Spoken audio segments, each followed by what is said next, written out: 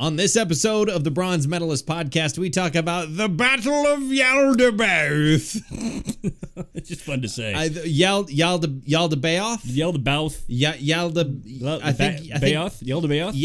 Yaldabaoth? I don't, fuck it. You know, everything. It's Infant Annihilator. Yeah. Who gives a shit?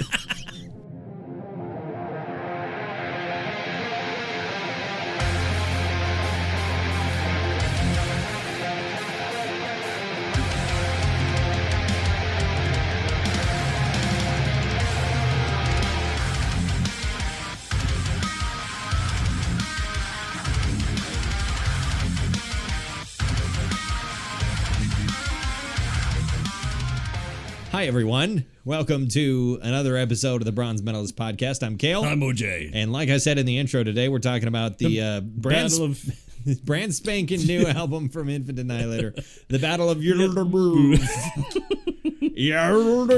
The Boy. Yeah, The Boy. I've heard it referred to as The Boy. The Boy? By whom? By people on Reddit. Oh, okay. Call it The Boy. Yeah, it's The Boy, because Battle of Yaldabaoth. Yeah. You know, and every track on this album is just hard to pronounce. Oh yeah, it's worse than the names of the band members of Swallow the Sun. Right, yeah, right. Because I'm trying to. Which is my favorite one? It's oh my god. I have to remember that. I can't remember that, and then say it out loud. Yeah. So Infant Annihilator is, if you can't tell from the name of the band. A very silly, a very silly band. Yeah, well, they're silly. They take the writing of the music very seriously, but they don't take themselves very seriously. I would hope not. I think if you've got any experience with their music videos, you know. No, yeah. They don't take themselves very seriously. I just feel like a lot of their music videos were made on a dare. You know? Yeah, basically. Somebody went on their comment of this is gay. No, you don't know gay. We'll show you gay. We'll show you gay. I feel this is a group of three gentlemen who are very comfortable with their sexuality. Yeah. They're very comfortable with themselves. They're like, we know we're not gay, so we're like, well, maybe they're not. I don't know. I don't think any of them are, and I've never heard otherwise. Not that it matters. But, yeah, whatever. But for a straight guy to do stuff like that, you got to be pretty comfortable with yourself. There's a lot of frolicking. Naked, covered in egg yolks. It's awfully weird. It's entertainment, and that's the best. Yeah, that's the most succinct description. Yeah. It's entertainment. It's entertainment. So how are you doing? I'm doing pretty good. Yeah, man, we were supposed to have a big storm rolling in today. Well, there's still time. Yeah, we're under a winter storm warning until. Now they're saying until like noon. That is very chocolatey. Oh, we got chocolate ale here. Well, yeah, because I thought it's a cold, snowy day in October of all times. Yeah, if I had to bring some cocoa. It's very, very chocolatey. My goodness. My word, yeah. Woo! Extremely chocolatey. But yeah, we were supposed to have this big winter storm, and it's definitely still time for it to happen here. But we had a initial snow, like once it started actually snowing, that probably lasted for what, an hour and a half, 2 hours? Sure. So we got a dusting. Yeah, so the roofs are covered in the tops of cars, and it's all over my deck, but it's not really sticking to any of the concrete or anything. No, it's spitting now. It's just and like right now, it doesn't even look like it's doing anything. No. But there's always time. Mm-hmm. There's always time for me to eat my own words. Yeah, there's several months of time. For it to get all the snow out of its system. We're in North Dakota. Yeah. Mm-hmm. Welcome to North Dakota. Can never predict what fall or spring is going to be like. Or any season for that matter. No. Other than that most of fall, most of spring, and all of winter is going to be cold as balls. Mm-hmm. That's about all you can predict. It's the king of Cold Balls Mountain. You are the king of Cold Balls Mountain. So that's a decent segue of I watched because I've been paying for HBO for a few months now. And you're trying to get your use out of it. Yeah, I'm trying to get my money's worth out of it and watch shows before I ultimately decide to unsubscribe. Right. Because I got it to watch the last season of Game of Thrones, was horribly disappointed. Watched Chernobyl, was very satisfied. And I haven't used it since except to watch the Deadwood movie. And it's like, I need to use this because it's costing me money. And but there are so many good shows that I want to watch. So I was just like, just fucking watch. So I had watched a couple of episodes of Barry and put it back down despite the fact that I really liked it. And so I started painting minis over the weekend. Yeah.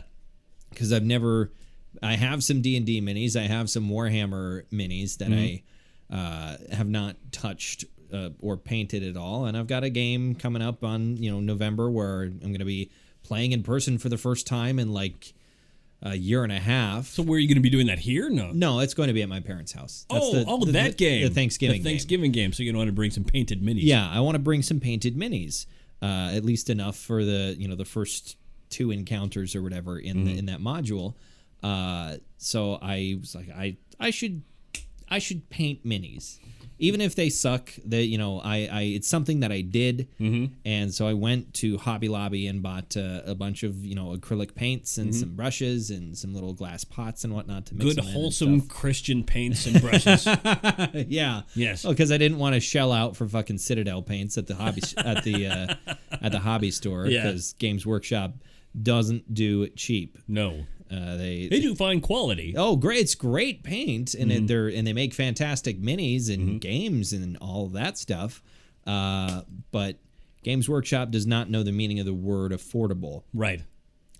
So that's why they call it plastic crack. It's Magic is cardboard crack, Warhammer and related bits is plastic crack. Sure. Or resin crack. Or pewter crack. Or pewter crack, depending upon how far back you want to go. That's what I used to say when my computer was broken. Pewter crack! Pewter crack! Pewter crack! So yeah, I started painting these minis, and I put Barry on to just have something there. And eventually it was kind of like, okay, I'm going to stop painting the minis and actually watch and pay attention to Barry. Sure. Because it's a really, really good show. You've got, if you don't know what Barry is, it's a show about a Midwestern hitman played by Bill Hader, who is lonely, depressed. He's tired of his job, and he gets hired to do this hit out in Los Angeles because his handler, who's basically his boss and is a family friend, Stephen Root, played by the wonderful Stephen Root, is like, Barry, I've noticed that you're depressed. I've got this job that is coming up out in L.A. Why don't you go out there and do this job and enjoy yourself and then come back? Barry, however, in the process of pursuing this person he's supposed to kill, ends up accidentally walking into this acting class hosted by the wonderful Henry Winkler, or taught by the wonderful Henry Winkler, and he gets bit by the acting bug. Sure. And the show sort of progresses from there, dealing with all the complications of being a hitman while trying to become a successful actor. And it's magnificent. It's such a wonderful series, and everyone in it is fantastic, and I've enjoyed it greatly, particularly the performance of Anthony Carrigan as a character called NoHo Hank, who is just so effusively positive. He's such a wonderful, wonderful character. I adore NoHo Hank. And there's he's part with the Chechnyan mob, or the Chechen mob, I should say. He's a part of the Chechen mob, and there's a part where it's, why don't you just hire your guys to kill, or have your guys kill them? I can't hire my guys to kill them. They suck balls. And one of his troopers, who's laying on the floor from with a bullet wound in the arm, goes, "If I suck balls, then you're king of Suck Balls Mountain." It's a great line. Which is a wonderful, wonderful line. And that's the sort of thing you can expect from Barry. It's a really good show. I love it. How does your dad feel about the show?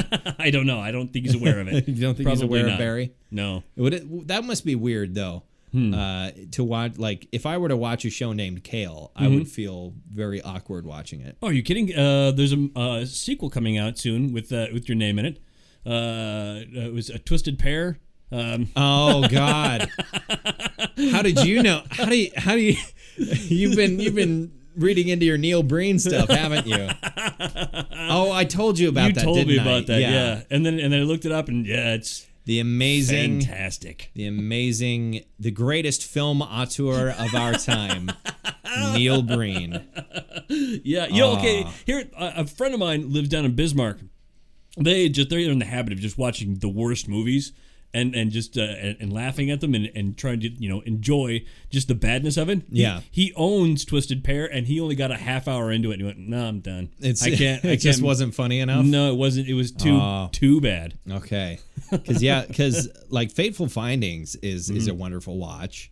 I have not gotten to watch any of his other films yet, but Fateful Findings, which is on Netflix, is a joy to experience.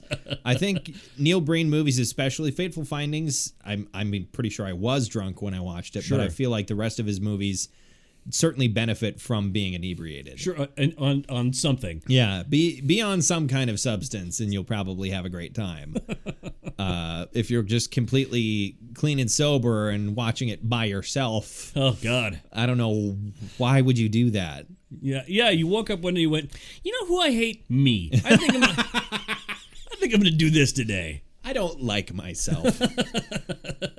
I just watch bad movies by my lonesome. Sure. Neil Breen movies are something that needs to be experienced by as many people at once as possible. Yeah, it's safety in numbers. Yeah. Essentially is what that is. Yeah. Protect yourself from the insanity. That's kind of what I was up to over the weekend. I've got some hobgoblins. Got to finish painting. Sure. I've found it to be a very very relaxing.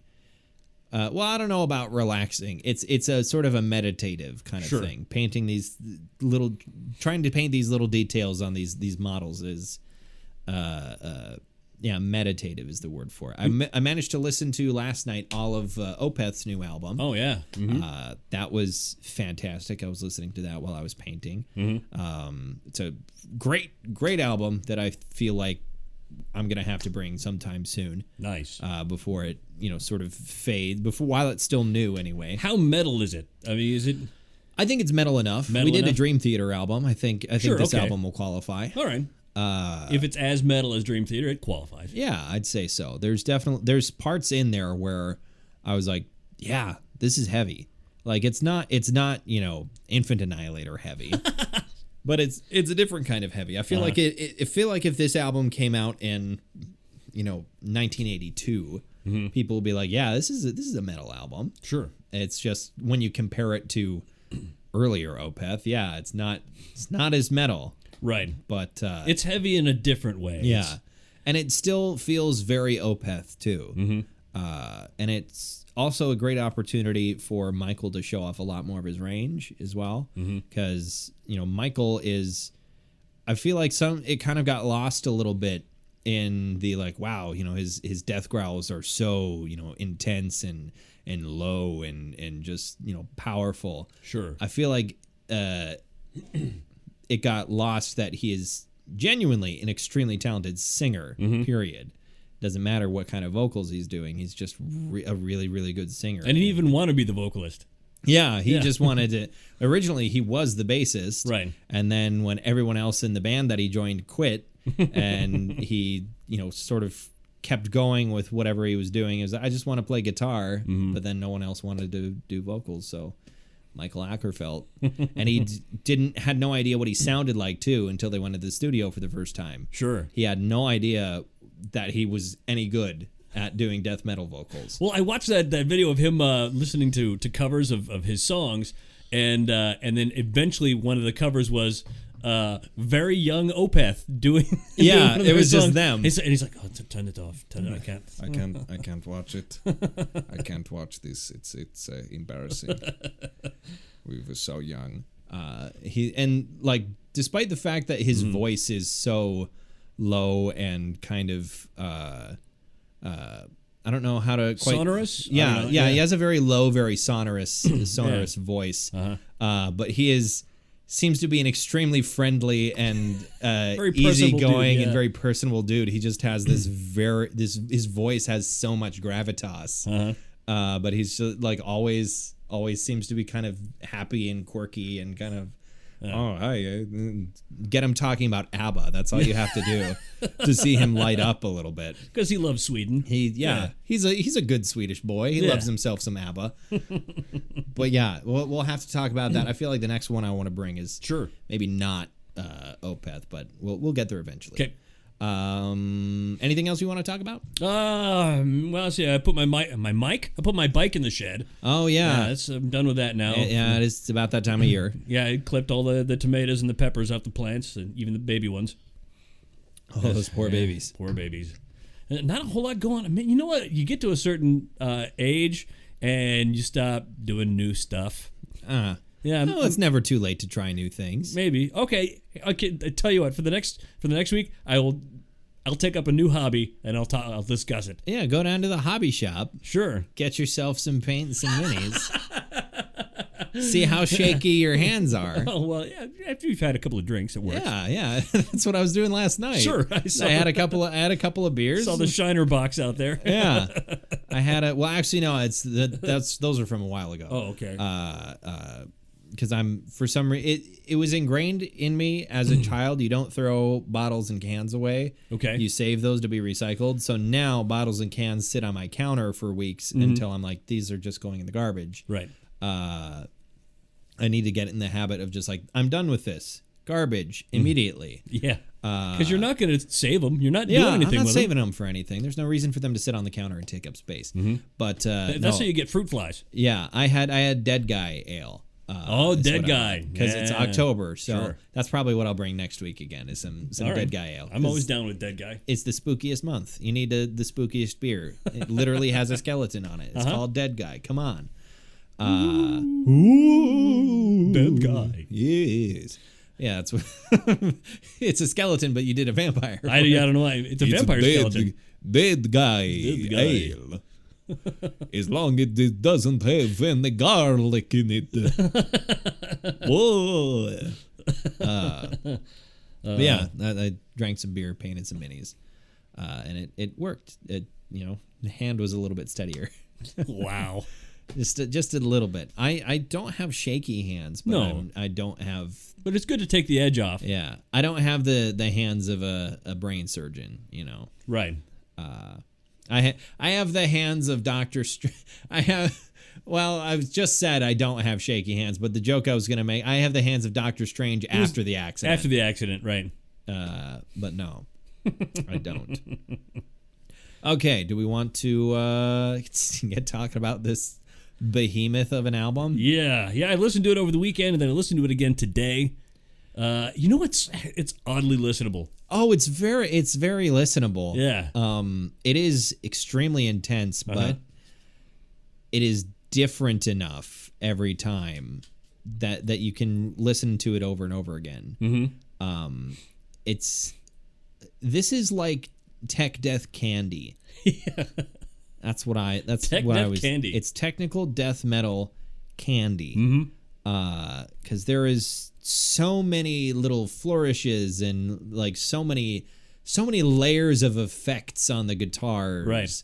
And the drumming is just so inhuman because it basically is. Well, sure, it's got to be triggers. Yeah, well, it's as far as I know, it's an all electric kit.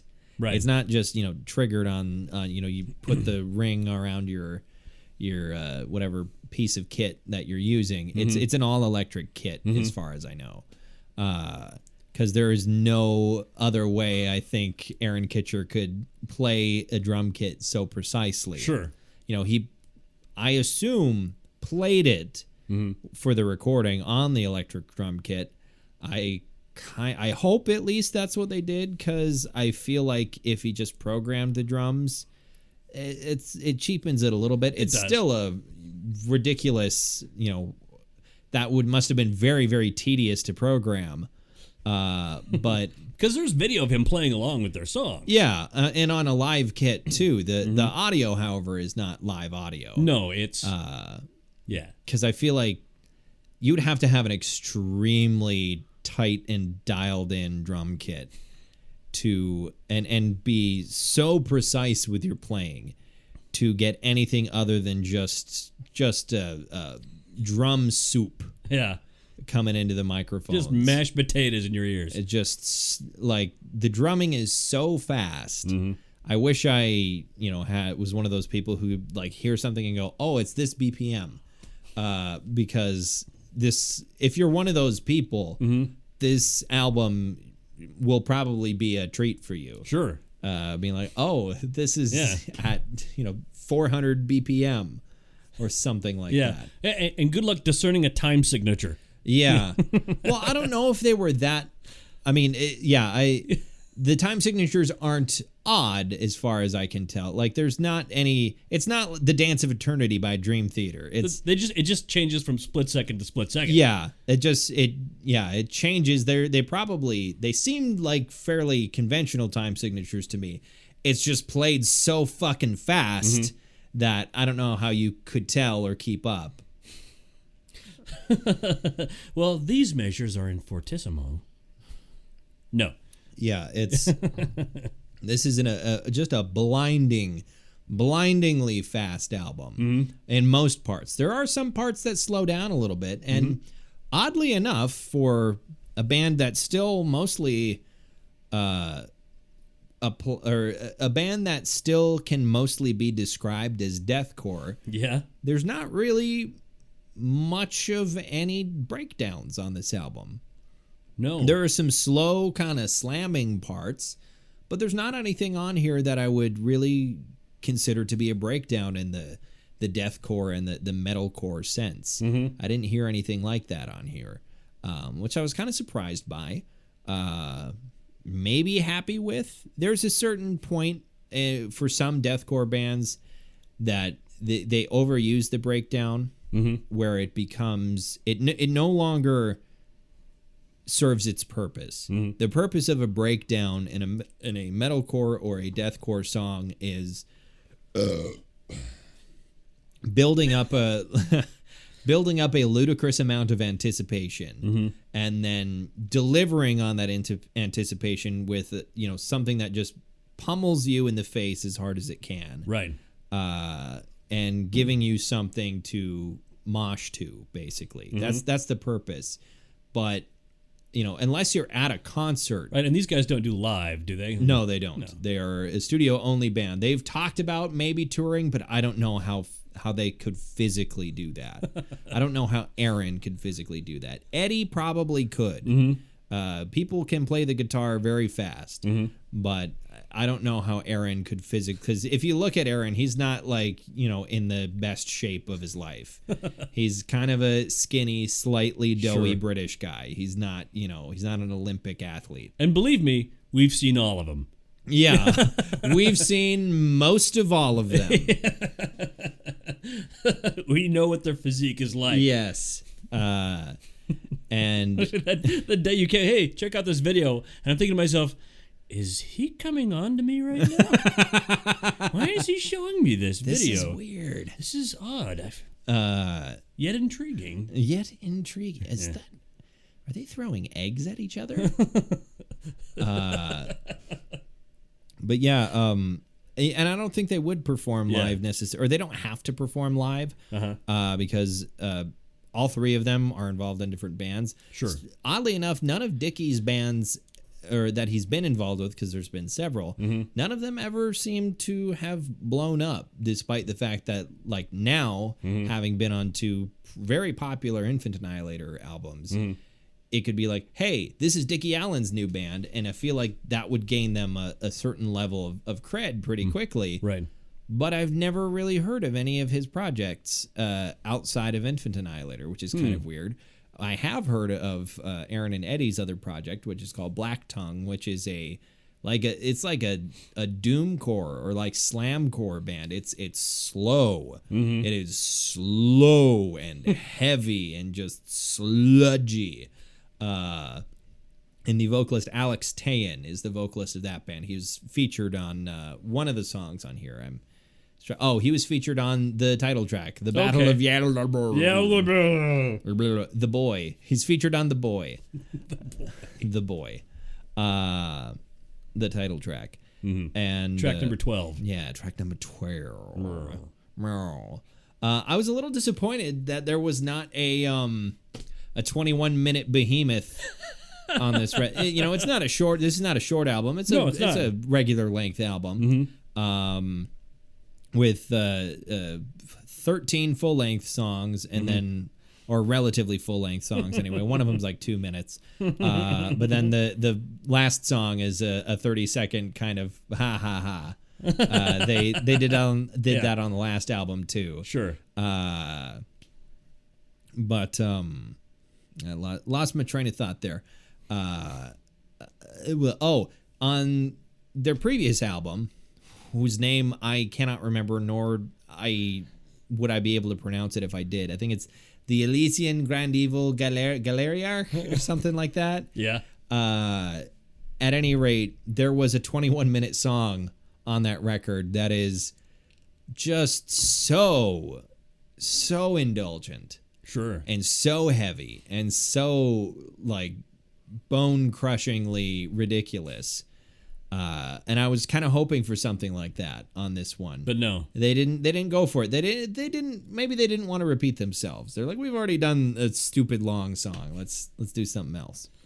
But still, a lot of this is basically, look what I can do. Oh yeah. This is all showing off. Sure. That's all this is the three of them showing off basically. Because I don't think I've ever listened to someone who on a single record, performs in as many different voices as Dickie Allen does. He has a lot of different styles of vocal that he uses on Infant Annihilator albums. And most of one of the ones he uses the most is one that I don't care for all that much. It wears on. I get used to it, but it's like I don't know how to describe it. It's like he's performing with cotton balls stuffed into his cheeks. Yeah. To make it sound like that. It's sort of like what Travis Ryan does. And Travis describes it, he's actually making an air pocket inside his mouth. Yeah. And sort of you kind of like bite down on your tongue. Yeah. And like that's what Dickie Allen does all the time. Doesn't matter if he's doing a high vocal, it doesn't matter if he's doing a low guttural. He's doing that all the time, and it's kind of like, just do a regular scream or a regular growl. I want to hear that. And he does that a couple of times, and I'm like, I want to hear more of that. But that's not quite as brutal. That's not the sound that he uses for Infant Annihilator. And I don't know if he does more regular types of screams on other records, but I'd be more interested to hear him do something a bit more conventional more often. Variety is nice, especially on an album where you're trying to be as ridiculous as possible. But I'd like to hear something a bit more conventional every now and then. And that's a lot of the moments on this album that I really, really enjoyed, because I like this album. Yeah, it's actually really good. Yeah, I don't want to make it sound like I didn't enjoy this album. I enjoyed it. And I've listened to it quite a bit. And previously on this podcast, I seemed like I was pretty apprehensive about it, because it was like, I don't think the joke is funny anymore. It's like, yeah, we get it. You're trying to be as stupidly brutal as possible, and you write lyrics that are as intentionally gross and offensive as you can. But I'm not listening for the joke anymore, you know. Right. Now you're just listening for the music. Yeah. I just want to hear something impressive. And I was impressed.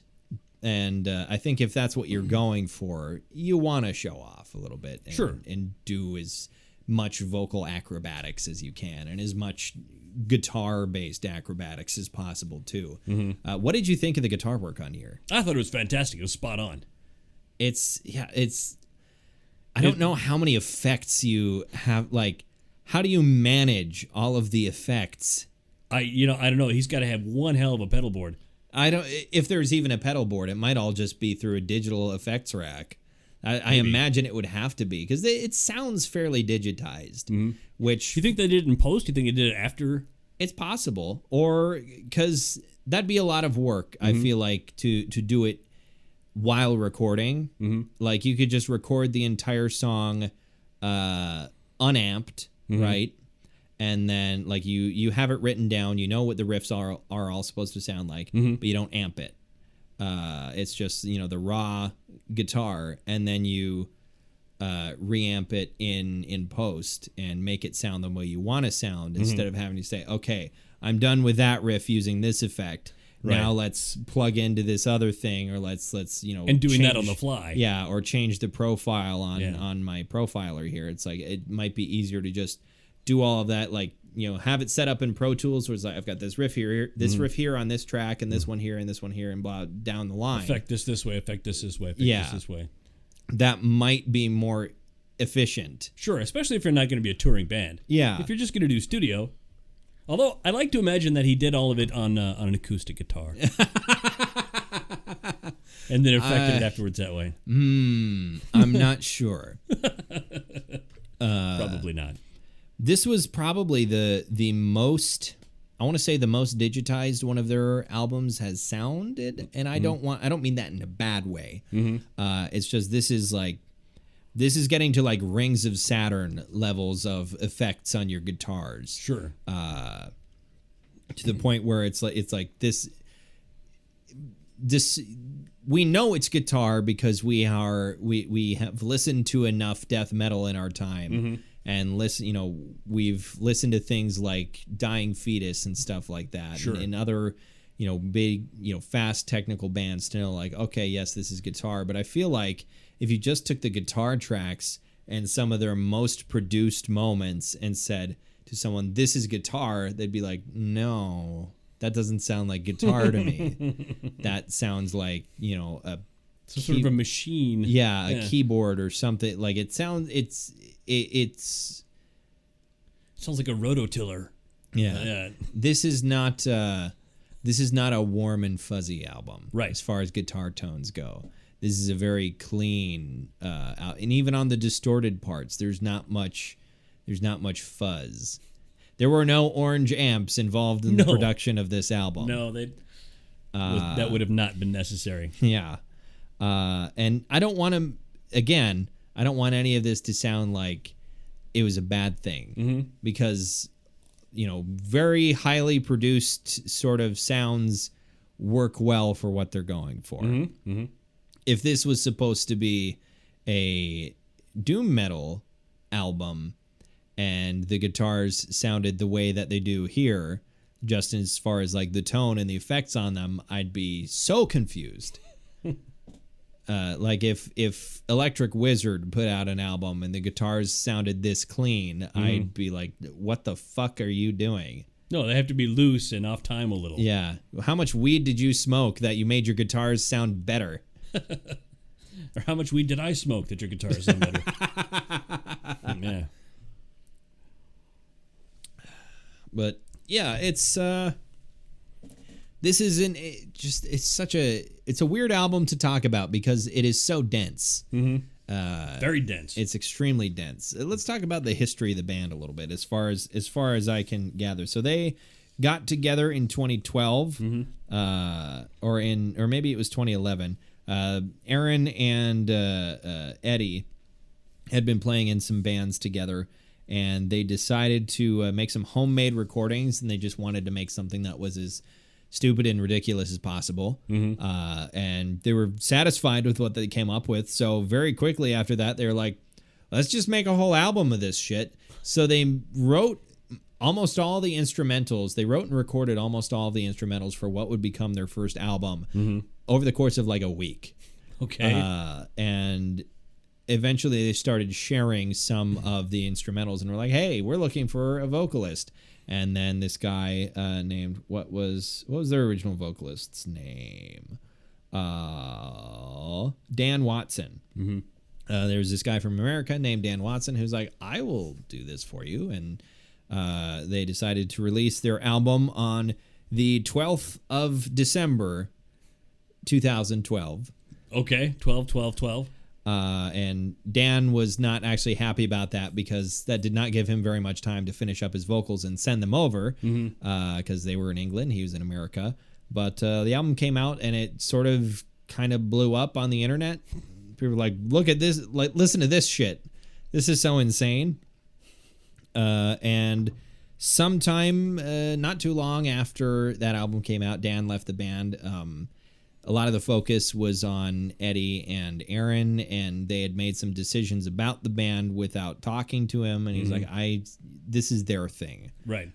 You know, have it. Go ahead. Yeah. I don't need to be involved in this because this is your guys' thing. So he later went on to form a band called Enterprise Earth, and they've been doing their thing for a while now and have gained a fair amount of notoriety in deathcore circles. And then in 2014, they met Mr. Dickie Allen, and the rest is history, I guess. Dickie always records with them live. He, I think they come to the U.S., I want to say. Oh, so he's American. Yeah, Dickie is also American. I didn't know that. And so they meet up to record the albums together now. And so he's in the studio with them. And he writes the lyrics, which I'm not sure. I'm not sure that is what the case on the first album was. I don't know if that was Eddie and Aaron writing the lyrics or if that was Dan, but Dickie has been writing the lyrics since then. And what he writes fits with what they're going for. Lots of, think of like a dark fantasy novel, but with a lot of hyper-violent sexual imagery. Of spelled O-V, by the way. Yeah. God, that annoys me. I get why they're doing it. Yeah. But when people do that unironically, that bugs me. Just use a fucking F. Just use an F. It's spelled O-F. Or when they use a W with two V's. Unless it's the movie The Witch, in which case that gets away because it's a cool movie. But I haven't seen that yet. I also haven't, but that's a great movie. I haven't seen it. But I haven't seen it. I love doing that. Yeah. No, I have not. I have not seen that yet, but it's one I've been waiting for, and I've heard nothing but like, oh, this is cool. I've not heard like, oh, it's the most terrifying thing I've ever seen. It's just a fun watch. Yeah. What people have told me is like, it's a very good movie, and it's weird.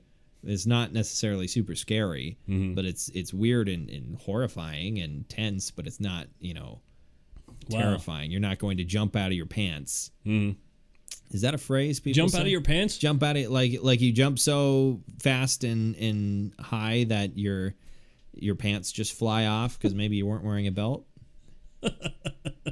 I don't know. You ever seen videos of people getting like struck by lightning or electrocuted and their pants come off? No, I've never seen that. I've seen that. There's videos of people's pants flying off, and people are like, "Why do people's pants always come off during these?" It's like, well, the pants are just following gravity, man. Because they're just jumping high that fast that they're leaving their pants. Well, no, the pants just fall down generally. Oh, okay. They don't jump out of their pants. You ever seen those videos where the people that actually their skeletons jump out of their body that they're so scared? Are you talking about the first Spider-Man movie when the Green Goblin throws that grenade at all of the businessmen? Yeah, and their skeletons jump out of their bodies, and they turn into skeletons for about a split second. Right. I love that. It's so 2001. Yeah, it's a bit silly. It's a little bit. It's a little dated at this point. Or like when all of the vampires in Blade turn into skeletons for a little bit. Or I guess they do that in Buffy the Vampire Slayer as well. I haven't watched a lot of True Blood, but I like how maybe it was just in one scene that I managed to watch while my parents were watching it. Because while True Blood was on, I was too young to be watching True Blood. Sure. But maybe it was just in one of the scenes that I saw. But I think in True Blood, when you kill a vampire, they fucking explode into like a shower of gore. I never watched the show. Yeah, that's. I saw one thing, and they killed a vampire, and there was just blood fucking everywhere, and I was like, "That's awesome." No more. Can you go back to your room? No more turning into little skeletons for a few seconds. You shouldn't be watching this, Kale. Yeah, that's what your parents. My mom sounds like the old lady from that King Diamond album we watched. We watched. Oh God. Oh man. I'm just tired. I have hardly I have not drank hardly very much touched of this. your chocolate. Yeah, my my room temperature chocolate beer. Yeah, well, it was on the discount shelf. That's why it's not cold. It was on the discount shelf. Yeah. Apparently, it's been discontinued. Oh, Yeah, interesting. Well, that's why it's got a price tag on it. a limited series. Yeah, limited series. It says $8.99. Yeah, That's a lot it was less. $16. Yeah, I was gonna say because that's about how much I paid for that Dead Guy ale I bought. Those are expensive. They're good. Definitely.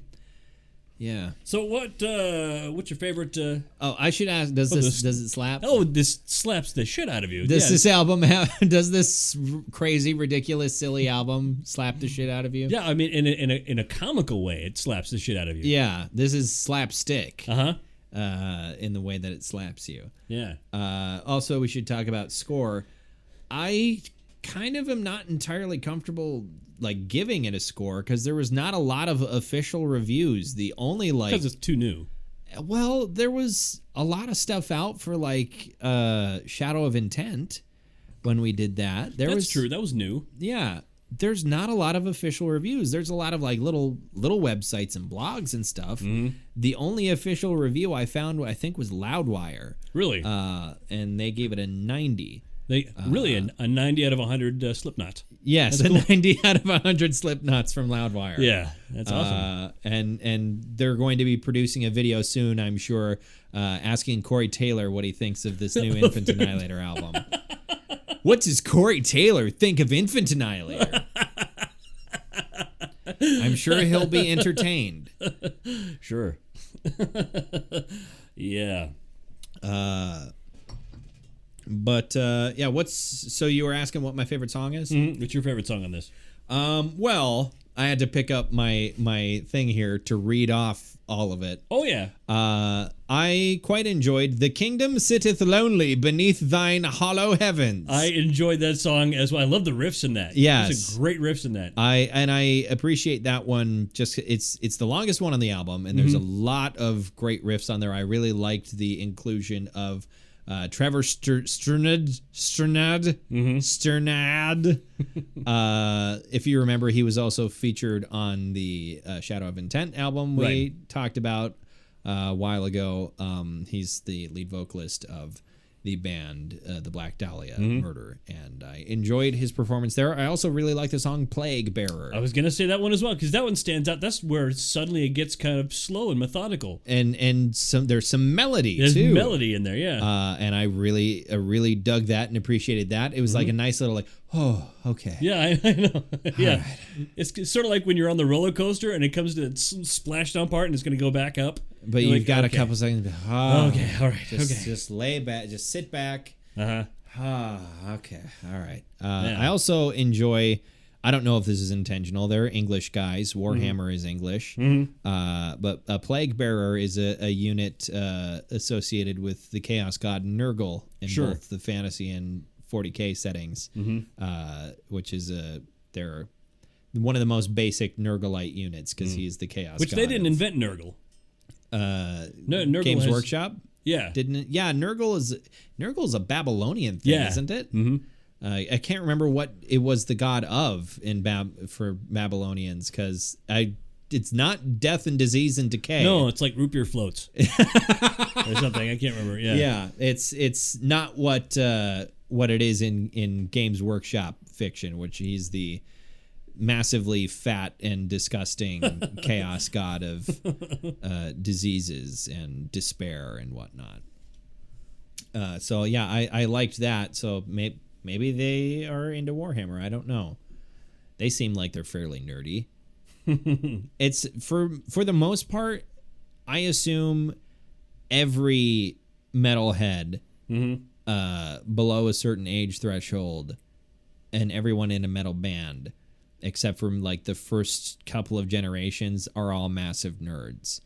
Like I feel like if you started a metal band after about 85, that's when the genre became inundated with a lot of big old nerds. Oh, sure. Like early thrash, those are all, some genuinely kind of tough fellas, some of them. And then you've got, the first wave of metal bands where Yeah, I know those are some in guys in that the had been- 90s. Really, it's really in the 90s when that started. Yeah, of just lots of nerds in Yeah. metal, which it's fine with me because them's are my people. Mesopotamian, by the way. Mesopotamian. Yeah. Okay. What was their domain, to use the D&D term? God of war, plague, death, and disease. Oh. Yeah.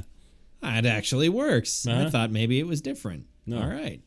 Yeah, that is all very Warhammer. I can dig it. All right. I love Mesopotamia. Yeah. Mesopotamia is a neat place. The land between the rivers is what that means. Yes. Now it's in Iraq. Mm-hmm.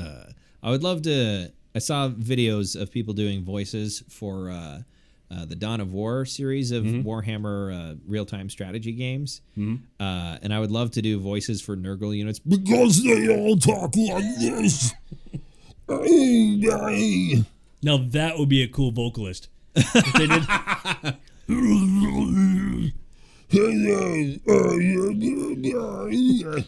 Are you guys ready to rock? Although I've been to shows, I can't remember what band it was. They came out and it was just this death growl. It was great. It was hard. It was intense. And then between the thank you. Are you guys ready to rock? Well, and it's not quite that extreme, but like Travis Ryan does not have. No, he does not have a gritty or super kind of manly tough. No, he kind of just talks like this. Hi, I'm Travis Ryan. How you doing? Well, your voice is way deeper. His voice isn't quite that high. It's higher than yours. Yeah, I suppose. Because you got this big manly voice. Yeah, good. Mr. Broadcast over here. Yeah.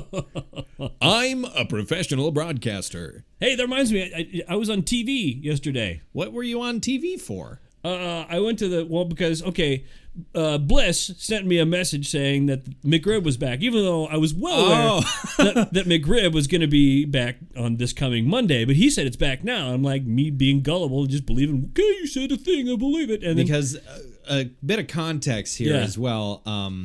OJ will sometimes, when McRib is in season, OJ will sometimes eat 2 a day. Yep, 2 a day. I will eat two of those awful, disgusting, delicious, sumptuous sandwiches every day. What is wrong with you? Oh man, the list goes on. But anyway, so I went to every McDonald's looking for it, and no, it's not out until Monday. So you went to all 3 in town? I went to all 3 in town just to make sure that one of them wasn't doing it ahead of time, jumping the gun. So I got pissed and fuck you, I'm not eating McDonald's now. So I went to the grocery store to buy a lasagna, and I'm there, and this girl comes up to me with a video camera and a microphone and says, "What do you like to eat when you're sick?" And and I'm standing here with this frozen lasagna in my hand. I went, I'm usually like nacho cheese chips or something. Did that clip get used? That clip got used on TV. Oh. I had 3 different people come up to me, "Oh, nacho chips," and point at me. What station was it on? I think it was on CBS affiliate here. Okay. I should go on their website and see if I can find that. That's great. Yeah, yeah. What food do you like to eat? I usually have a sack of Doritos and some salsa, and I feel better. I don't know when I'm sick, I feel like salty and crunchy is the last thing I want. Really? Oftentimes when I'm sick, that is the last thing that I want. I want something that is just hearty and like soft, like I want mashed potatoes. Mm-hmm. I want, something like meatloaf, like I want comfort food. That's what it boils down to. What would you feel comfortable with? And when I was a little kid, often my mom, I was the first kid, so she didn't really know how to mom yet. And so it's, "You're sick? What do you want?" I'm like, "I want Doritos." And so she "Here's Doritos. Weird that you want Doritos, but here you go." It's what he wants, and he's sick, so maybe it'll help. That's what he's craving. And so that's what I would eat a sack of Doritos, and I'd dip the Doritos in salsa, and it was good. Doritos, something about Doritos and salsa doesn't sit right with me. I don't know. It's the flavor on top of flavor, man. I don't much care for Doritos in the first place. Don't you? Not really, no. But that's just me. All right. This episode of the Bronze Medalist Broadcast brought to you by Doritos. Or not. Yeah, I guess it just kind of boils down to whatever is your comfort food. I'm kind of thankful that I was child number 3. Yeah. My parents seem to have had it pretty well figured out. Right. By that point, like, all right, like oh, he's a boy. That must have been a little bit different. Yeah. But like the rest of it, shit, there was a lot of stuff they didn't even have to teach me because my sisters would do it for them and just be like, don't do this or else mom and dad are going to sell you to the circus or some shit like that. They were mean. Your sisters were mean. Horrible mind games that like definitely gave me some sort of a complex. Kale, you were an accident. Yeah. And they were right, though. Yeah, well, you're a surprise. That's exactly a pleasant surprise. That's exactly what Mom said. Right. In the movie theater when I was 12. Oh, it's fine. Yeah, it's great. It's a funny story, at the very least. So yeah. I've just I don't know what else to say about Infant Annihilator, man. It's something that you have to experience for yourself. I feel like if you're out there and you don't listen to a lot of the stuff that we talk about, and you're like, I just want to like, if you want to dive in at the deepest possible end, sure, this is one of them. You know, there are 4 different ends of a pool. All of them might be deep. This here's one of them. You know, the other deep ends are like mayhem and like sleep or something like that. You know, the darkest, heaviest corners of metal. If you want to jump straight in at one of those, this here's one of them. So go ahead, give that a shot. There you go. What metal are you bestowing upon this album? I'm giving it a silver for now. Me too. Yeah. It's really good, extremely well written, lots of amazing performances on this. Very well recorded. Very well produced. Well recorded, well produced. But it doesn't take itself seriously enough for me to give it a gold. It doesn't say something that connects with me, and for me that's a big criteria for giving it a gold. Is like this does this affect me in some way other than me going like, wow, this is crazy. Like do I connect with this and engage with this on some sort of deeper level? And no, I don't. This is just fun. Like I said, this is death metal candy, basically. In the same way that Beelzebubs is black metal candy. It is. So this is a silver, but it's good. You should check it out. I mean, that's every album we give a silver. They're always good. Well, check them out. That's why we never bring a bronze to the table. Yeah, because you don't want to listen to a bronze or a DNP. What the hell is does not place? Yeah, it does not place. It didn't place. it was for etc. Okay. And if we bring one of those, boy, we have fucked up. I feel like if we if one of us brought one of those, like and was not necessarily cognizant that it was going to be so bad, like this is a new thing. I feel like we might switch it almost and just be like, well, let's not listen to this one. Let's listen to something that we're going to enjoy and have a fun time talking about. Yeah. But because you and I are neither of us are guys who have fun shitting on stuff. Except for movies. I like shitting on movies, but right. Or a hooker's chest. No. What? No. God, no. Hey, you got to get your money's worth. I didn't pay you $40 not to take a dump on your chest. So you just lay on down. I'll take care of the rest. Oh boy. Anyway, moving forward. What's wrong with you? Next week. Next week. What do you want to bring? Next week I want to bring something I'm pretty sure you've never listened to. And it's not noted as their best album. It's their second best album, but it's the one I was introduced to the band through, and there are a lot of important songs on it for me. It's Nuclear Assault's Survive. Okay, yeah, not familiar. So, I mean, I know the band Nuclear Assault, but I've not listened to them. So, I'm excited. All right. What kind of band are they? They're definitely East Coast thrash. Okay. I dig it. I can dig it. And the week after that, I think it's another new album. I'm going to be on a string of new albums for a little while, I think. Another new album that came out that is, again, another one of those where it's metal enough. You can describe it as post-metal, or at least some of the album can be described as post-metal in the sort of Neurosis style. Okay. No vocals, though. It's the new We Lost the Sea record. Oh, yeah. I listened to that. Called Triumph and Disaster. And I enjoyed that. Yeah, it's a great record and gives us an opportunity to talk about We Lost the Sea. Their vocalist is amazing. Well, that is actually part of their story that we can get to talking about on their album. All right. But that's what's coming up in the next couple of weeks. Speaking of next week. Yeah. So next Thursday, as far as I know, is when I'm going to be leaving to go Vegas. to Las Vegas. Yeah. And Wednesday night, I imagine I am probably going down to my parents' place. Okay. And leaving from there. So do we want to meet next week, Monday? Because I think Tuesday we'll probably have D&D. Monday's perfect. All right. We will, the two of us will meet next week. And Monday. then you'll get the podcast like a week later. Yeah, basically a week later. So have fun with that. If you like this stuff, sure, check us out on Facebook. All the tweeters. Or, fuck it. Why do I even bother? Are you okay, man? Do you need... I don't know. I feel weird tonight. I don't know why. This very chocolatey beer, maybe. Yeah, there's a lot of booze in it. There is a lot of... You're right. There is a lot of booze in this. Yeah, if you like us, check us out on Twitter and Facebook. Follow us, like us, do whatever you do on those programs. Share us with your friends. Fuck it. Fuck you. I hate you. You're the worst. No. That's not true. You're right. I'm sorry. Fuck you, though. Okay. But I can take it. I'm big boy. I got broad shoulders. You can do it. No, you don't. Okay. You don't have very broad shoulders. I'm a wispy fella.